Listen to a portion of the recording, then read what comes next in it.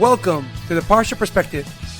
Each week, we will delve deep in a weekly Torah portion to find a practical and insightful way to enhance your daily life.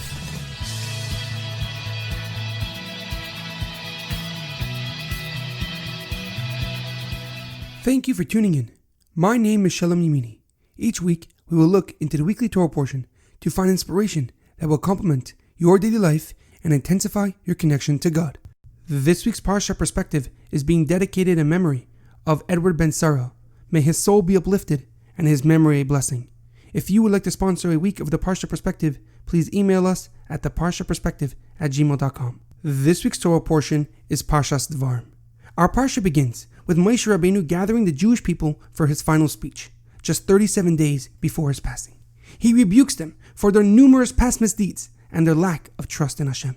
Moshe expressed to them the burden of leadership and how he alleviated the pressure by appointing leaders over each tribe.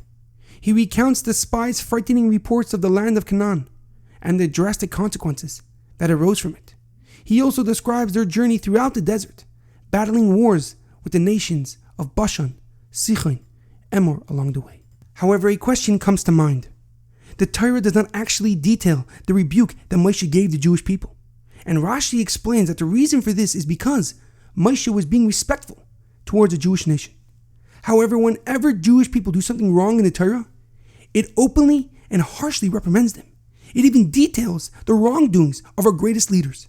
So why do we find that suddenly Moshe Rabbeinu is rebuking the Jewish people through subtleties instead of telling them outright? What happened to being respectful throughout the rest of the Torah? Furthermore, Rashi writes that his rebuke was deliberately said in the presence of the entire Jewish people. So no one could say later on, if I had been there, I would have been able to respond to it. If this was the case, then shouldn't the critique have been given clearly and concisely? The Rambam in Hilchos Deis explains the mitzvah of rebuke.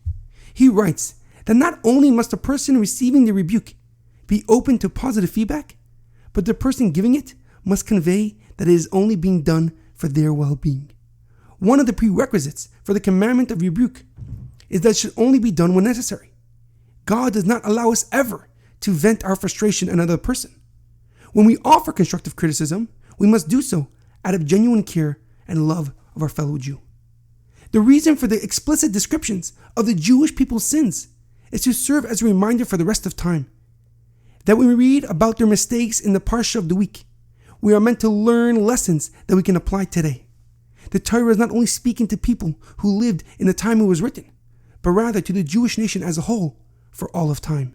So here in our case, Moshe is speaking directly to the Jewish people. He is giving them a personal and intimate rebuke, but he's also sending them a clear message of his concern for their dignity and respect by rebuking them through hints.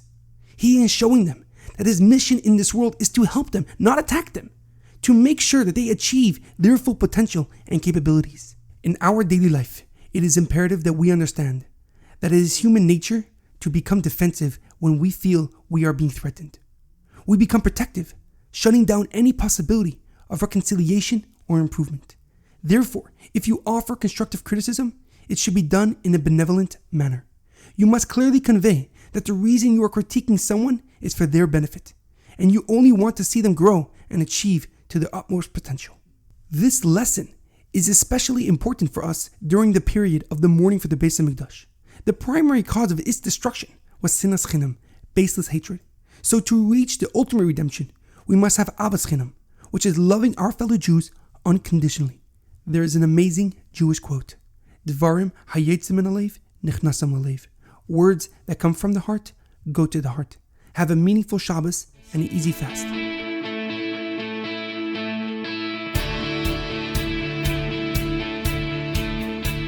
Thank you for tuning in to the Parsha Perspective. Check out our website, theparshaperspective.com. Send thoughts and comments to theparshaperspective@gmail.com. Till next time, thanks for listening.